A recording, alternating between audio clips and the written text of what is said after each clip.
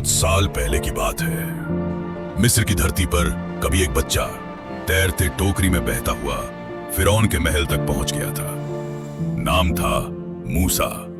उसे राजमहल में राजकुमारों जैसा जीवन मिला, लेकिन एक दिन उसने एक मिस्री सैनिक को अपनी प्रजा पर अत्याचार करते देखा और मूसा ने उसे मार दिया। डर से मूसा भाग गया और फिर से कभी महल नहीं लौटा।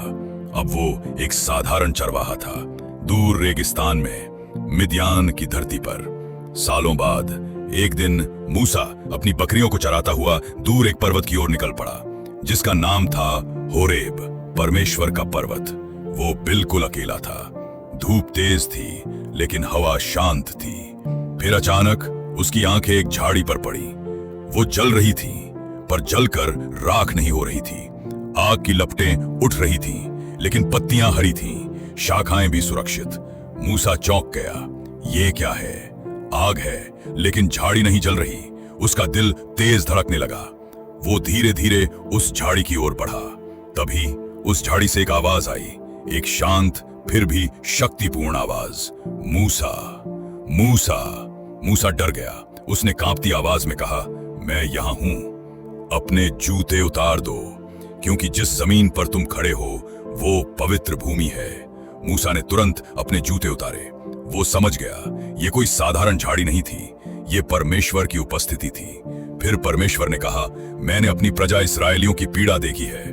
मिस्र में उन्हें सताया जा रहा है और अब मैं उन्हें आजाद करना चाहता हूं। और मूसा, मैं तुझे भेज रहा हूं। मूसा सन्न रह गया। मैं कैसे जाऊं? मैं तो एक साधारण चरवाहा हूं, मुझे बोलना भी ठीक से नहीं आता। मूसा ने डरते हुए कहा, लोग मेरी बात क्यों मानेंगे? अगर उन्होंने मुझसे पूछा किसने तुझे भेजा, तो मैं क्या कहूं? परमेश्वर ने उत्तर दिया, मैं जो हूं वही हूं। तू कहेगा मुझे यहोवा ने भेजा है और मैं तेरे साथ रहूंगा। तुझे चमत्कार करने की शक्ति दूंगा और तू मेरी प्रजा को मिस्र से बाहर लाएगा। मूसा झुक गया। उसके चेहरे पर डर भी था और विश्वास भी। अगर तू मेरे साथ है तो मैं जाऊंगा। वो जानता था ये काम आसान नहीं होगा, लेकिन जब परमेश्वर बुलाता है तो उसके पीछे कोई बड़ी योजना होती है। ये कहानी सिर्फ आग और झाड़ी की नहीं है, ये है विश्वास की कहानी। एक साधारण आदमी मूसा को चुना गया था एक असाधारण काम के लिए। जब परमेश्वर बुलाते हैं तो बहाने नहीं चलते, बस विश्वास चाहिए